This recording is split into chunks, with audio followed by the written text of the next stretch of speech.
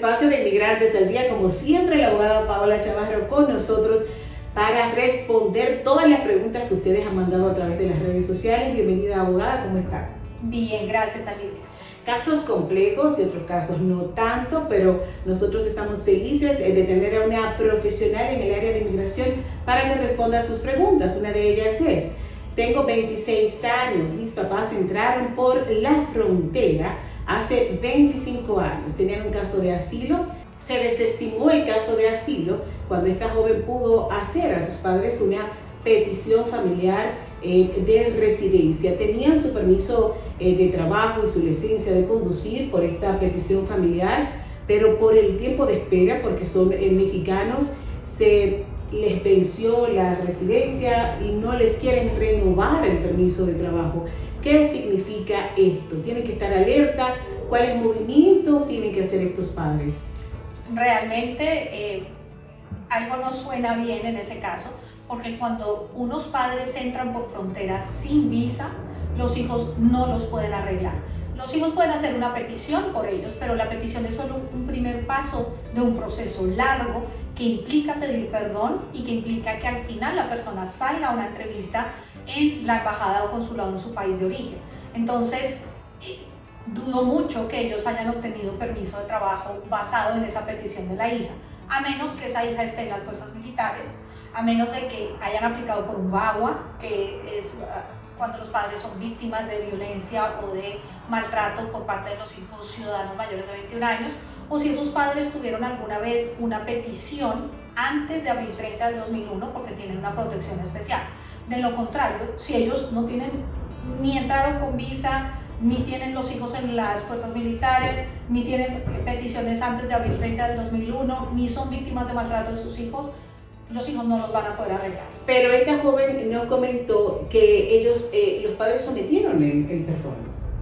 Igual, todo el proceso es primero la petición, el proceso consular a través del Centro Nacional de Visas, el perdón, que es con UCIS, y al final salen a la entrevista.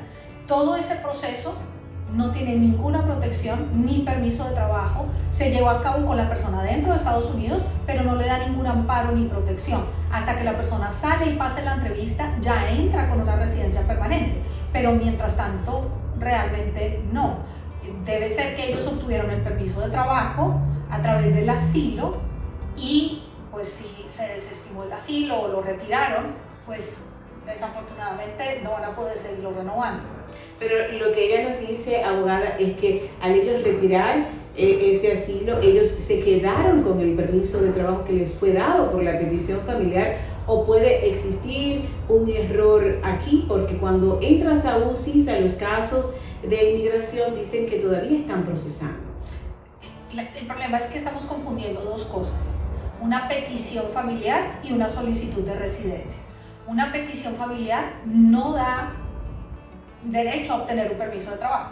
Una solicitud de residencia sí, pero las personas que entran por frontera sin visa no pueden solicitar la residencia en Estados Unidos. Tienen que hacer un proceso largo y durante ese proceso no hay permiso de trabajo.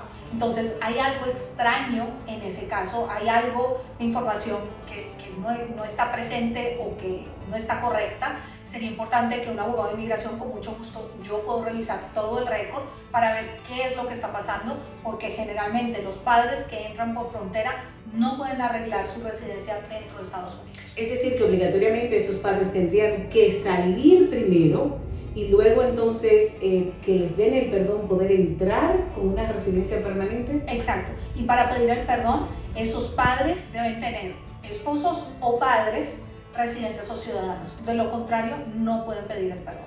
Bueno, es importante que usted que nos está mirando en este momento tome nota si su caso es similar y que por supuesto llame al 404-400-1774, 404-400-1774. Entonces, ¿qué pasa con esas personas que no tienen ni el permiso de trabajo ni la licencia de conducir, pero andan con un recibo de aprobación de que UCIS ya tiene el caso? No dice aprobado, pero tienen el recibo de que UCIS tiene el caso ya.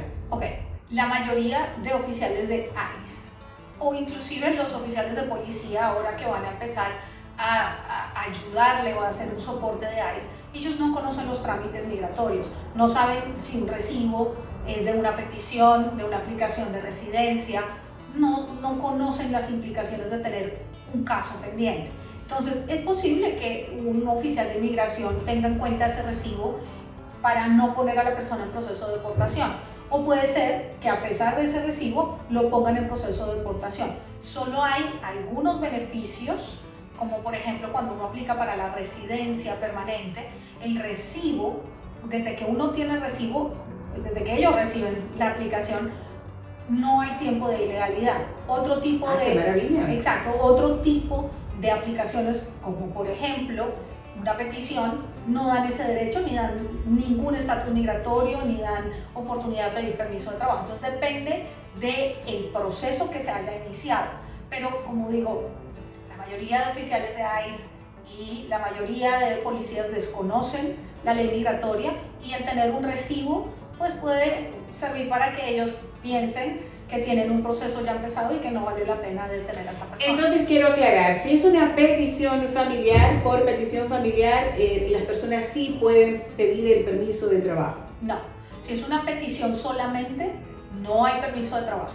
Si, por ejemplo, ese papá o esa mamá entró con visa y tiene una hija o hijo mayor de 21 años ciudadano, que hacen la petición, como ese papá o mamá entró con visa, puede pedir al mismo tiempo la petición y la residencia. Okay. En ese caso puede pedir permiso de trabajo, pero si esos papás entraron ilegalmente, el proceso es muy distinto y no pueden pedir ni permiso de trabajo ni residencia dentro de Estados Unidos mientras se procesa. Si tienen un caso similar, 404-417-74. Nos llega otra pregunta, abogada, y esta son dos hermanas. Una tiene ciudadanía americana, aquí por supuesto, ella reside en los Estados Unidos, y la otra hermana se encuentra en El Salvador. Hicieron una petición de hermana a hermana. Ellas lamentablemente tienen más de 5 años esperando, y una de ellas ha decidido entonces abandonar el caso y mejor pedir una visa de paseo. ¿Puede hacer este proceso o no? ¿Y qué usted les recomienda? Ok, ni siquiera necesita retirar el proceso o la petición de hermanas para solicitar una visa de turismo.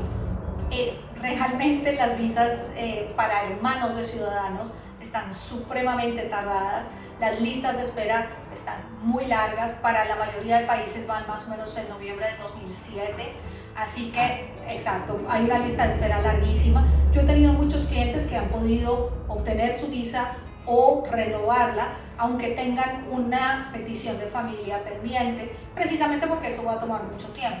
Entonces, lo importante para una visa de turismo es que esa persona pruebe que tiene la intención solo de venir a visitar, que tiene lazos fuertes con su país, que por ejemplo tiene trabajo, tiene propiedades, familia, que hacen que esa persona muy seguramente va a regresar a su país. Esa, digamos que es el requisito primordial para una visa, más que tener una petición, por ejemplo, de hermanos pendientes. Y esta pregunta llega también bastante común en nuestras redes sociales, y es un caso que fue desestimado en corte, pero esta persona ahora quiere hacerse ciudadana de los Estados Unidos. ¿Qué puede pasar con esta petición de ciudadanía? ¿Puede ser aprobada o no? Ok, si una persona es residente permanente y es acusada de un crimen, si ese crimen, esa acusación al final es desestimada, es decir, la persona no es condenada, es importante que de todas maneras consulte con un abogado de inmigración antes de aplicar para la ciudadanía, porque muchas veces los abogados criminales hacen acuerdos con los fiscales, y en esos acuerdos a veces la persona admite culpabilidad, y después de hacer algo como tomar clases o tener probatoria o servicio comunitario, después de cumplir con algún tipo de castigo, los cargos son desestimados. Para inmigración eso todavía puede ser considerado una condena. Entonces es súper importante que obtenga todo el récord criminal para que un abogado de inmigración lo revise antes de aplicar por la ciudadanía. La ciudadanía es el último paso, y UCIS lo toma muy en serio. Ellos realmente estudian todos los antecedentes criminales y los antecedentes migratorios de esa persona para darse cuenta si han habido crímenes, mentiras, fraudes, equivocaciones por parte de ellos, Y es súper importante que antes de aplicar se asesore, porque si llega a ser una admisión, por ejemplo, si en ese proceso criminal hubo una admisión de culpa y UCIS considera que esa persona todavía es culpable, puede ser que la pongan en proceso de deportación. Hay delitos que hacen que una persona sea deportable, así sea residente permanente. Entonces, ¿y así sea ese caso desestimado en corte? Sí, si hubo un acuerdo con la fiscalía y dentro de ese acuerdo la persona admitió culpa, todavía puede ser considerado una condena para emigración. Pero ¿qué pasa? Que es este caso que la persona que lo acusó dijo que fue una mentira, el proceso fue validado por la corte y eso fue lo que desestimó el caso. Sí, definitivamente no hubo ningún acuerdo, no hubo ningún castigo, sino que hubo una determinación de inocencia o se retiraron los cargos, muy seguramente no le va a afectar para su ciudadanía. Sin embargo, cada vez que esta persona sale de los Estados Unidos es parada en el famoso cuartito, es detenido en el cuartito. ¿Por qué pasa eso, abogada? Si uno tiene cargos serios, así no haya sido condenado, generalmente eso genera una alerta para inmigración y ellos tienen que darse cuenta qué fue lo que pasó. Realmente las personas que hacen la inspección, los oficiales que hacen la inspección, la hacen muy rápidamente y si tienen cualquier alerta, mandan a la persona a inspección secundaria. Es importante que la persona siempre que viaja al exterior tenga consigo los documentos de la corte en que se desestimaron los cargos, pero yo insisto que esa ciudadanía es mejor que se asesore con un abogado de inmigración y que tenga el abogado acceso a todos los documentos del proceso criminal para evitar que tengan cualquier problema. Es decir, que cuando esta persona sea ciudadana, ¿se acabó la detención en el famoso cuarto? Muy seguramente. Y por supuesto, abogada, nosotros darle las gracias por estas respuestas. Es como una consulta gratuita que ustedes reciben a través de Inmigrantes al Día. Llamar al 404-400-1774. Nunca ha sido tan importante como ahora tener un abogado de inmigración en el que usted pueda confiar. Abogada, ¿qué está pasando? ¿Es cierto o es falso que ahora cuando se solicita la residencia por petición familiar, por casamiento, es más difícil aprobarla bajo este gobierno de Trump o todavía nada ha cambiado cuando hablamos de peticiones por matrimonio? Lamentablemente sí, han cambiado muchas cosas. UCIS tiene la orden de ser más exigente con los requisitos a todo nivel, de todo beneficio migratorio, 1, y 2, tiene la orden de si niega cualquier beneficio migratorio como una residencia, por ejemplo, esa persona tiene que ser puesta en proceso de deportación.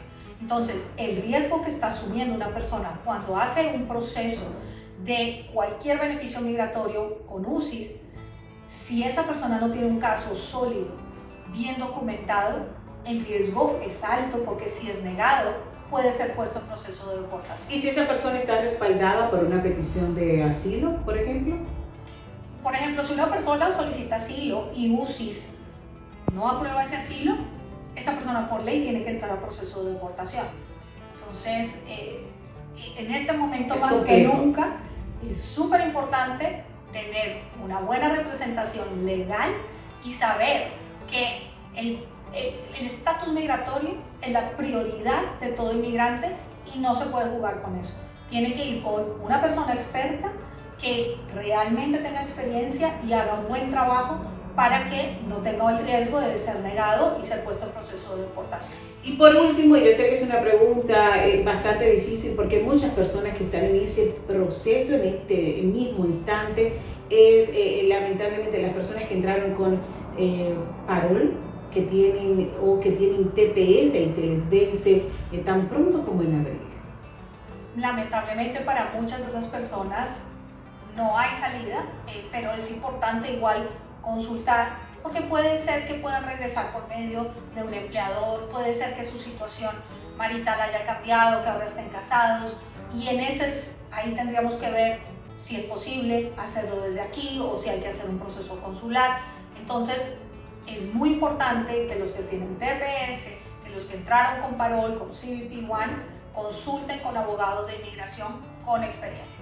Bueno, definitivamente la abogada Paola de Chavarro, gracias una vez más por responder a todas las preguntas. Llamar al 404-417-74 desde donde usted se encuentre en el mundo. Podemos darle asesoría en línea y es bastante fácil, ¿verdad que sí, abogada? Nosotros ofrecemos consultas por teléfono, por videoconferencia o en persona. Muchísimas gracias, abogada Paola Chavarro, y usted siga con el contenido de Inmigrantes al Día.